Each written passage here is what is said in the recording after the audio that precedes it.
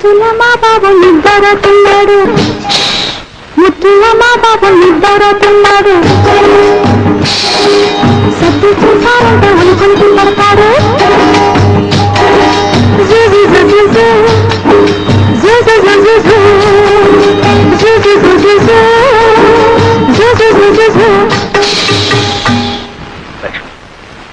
బాబు హాయిగా నిద్రపోతున్నాడు. ఎవరో సర్ది చేయకుండా నేను చూస్తాను. కాస్త ఈలోగా తిందుకనరా. నా సంగతి సరే, బాబుకి ఏమైనా బొమ్మలు తీసుకొచ్చారా? అన్నీ తీసుకొచ్చాను రా. అయితే సరే. అమ్మో అమ్మో, ఎన్ని బొమ్మలు ఎన్ని బొమ్మలు, ఏనుగులు గుర్రాలు. ఈ బొమ్మల కోసం పొద్దున్న చోటే ఏడుపో. ఆడుకో నాన్న ఆడుకో. ఈ బొమ్మలన్నీ బాబుకేగా? అన్ని బాబుకే. అయితే సరే. ఏనుగు, ఏనుగమ్మా ఏనుగు, మా ఊరు వచ్చిందేనుగు, ఏనుగమ్మా. ఈ పూట అయినా కాస్త కడుపు నిండా అన్నం తిన్నావా? అయ్యో, వీడు తిన్నిస్తానా? కూర పెట్టి ఏడుస్తుంటే అన్నం ఎలా చేయిస్తుందండి?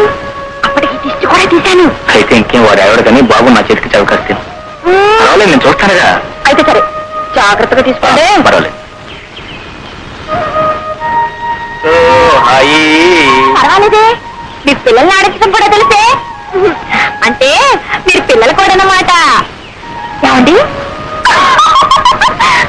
ఈ కాకమ్మ ముసుగు తన్ని పడుకుంటే పూలన్నిటికీ మీరే లాలపోసి జోలపాడతారా? లాలపోసి జోలపాడే నా కాకమ్మ కరువైపోయినప్పుడు ఏం చేయమంటావు? అయ్యో పాపం. అవన్నీ ఇప్పుడు ఎందుకని నువ్వు కాస్త కాకమ్మ రుచిగానే వండుతుంది.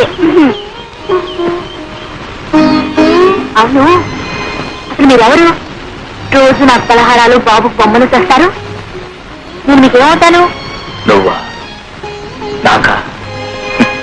ఉడికి దీపం ఏమవుతుంది? దీపానికి వెలుగు ఏమవుతుంది?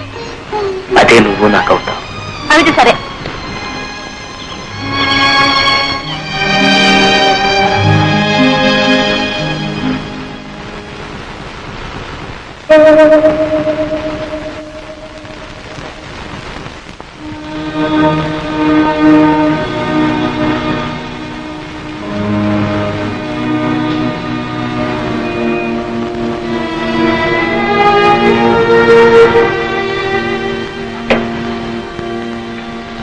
విగ్రహం వచ్చింది బాబు.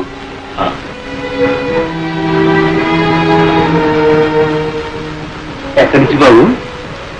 అన్నయ్య. అంతా కులాసాగా ఉన్నారా బాబు? అన్నయ్య వదిన శోభను తీసుకుని రేపు ఇక్కడికి వస్తున్నా. అమ్మాయి శోభ, శోభ.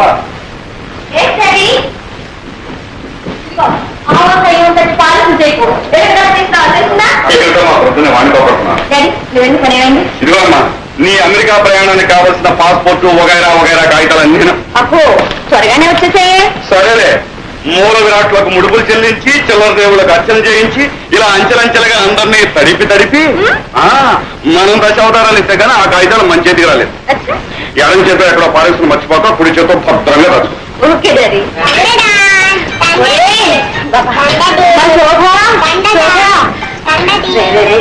అమెరికా వెళ్ళాల్సిన జాడీరా, ఇక్కడే పాల్గొంటే ఎలా? మమ్మీ చూడమని కొడుకు ఏ పని చేయలేకుండా నా ప్రాణాలు తీసేస్తున్నాడు.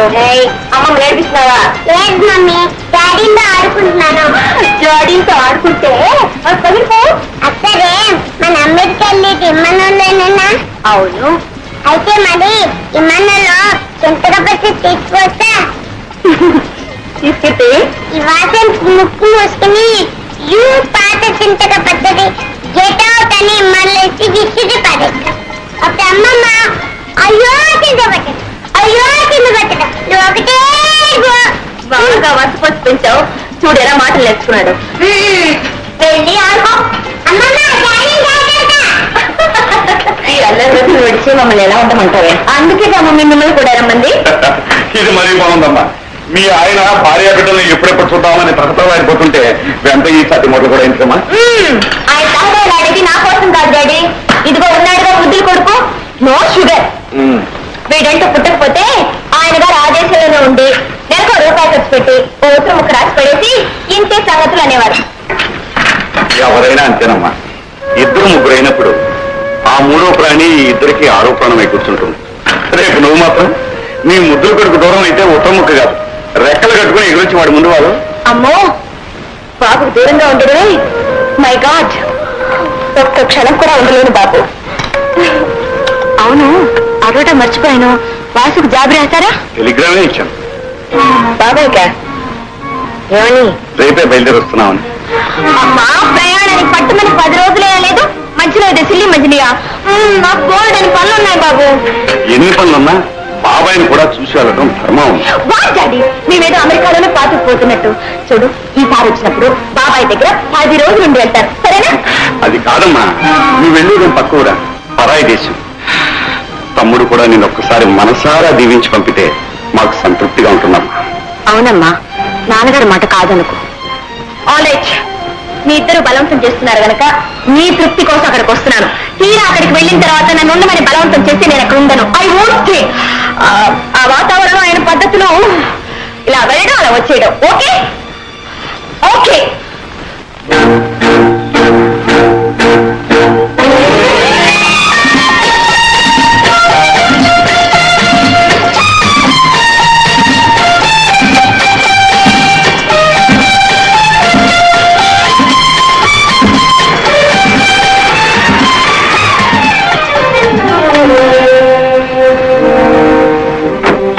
నమస్కారం బాబు. నమస్కారం. రామయ్య, వాసు ఎక్కడ? షికార్కి లేరు బాబు, ఇప్పుడే వచ్చేస్తా. వాట్ ఫన్నీ మ్యాన్, మనం వస్తున్నాం టెలిగ్రామ్ ఇచ్చినా ఇంత నిర్లక్ష్యమా? ఓ not కన్ఫర్డబుల్.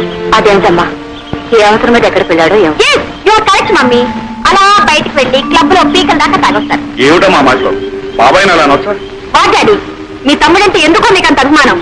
Can't even face the facts.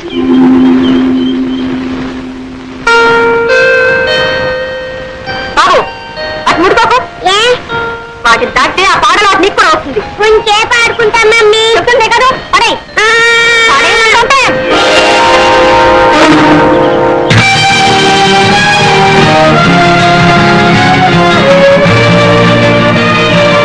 Mummy. చింతాకి అయినా చింత కాలేదు, చింత కాలేదు. పదా చింతాతియా, చింతాతియా.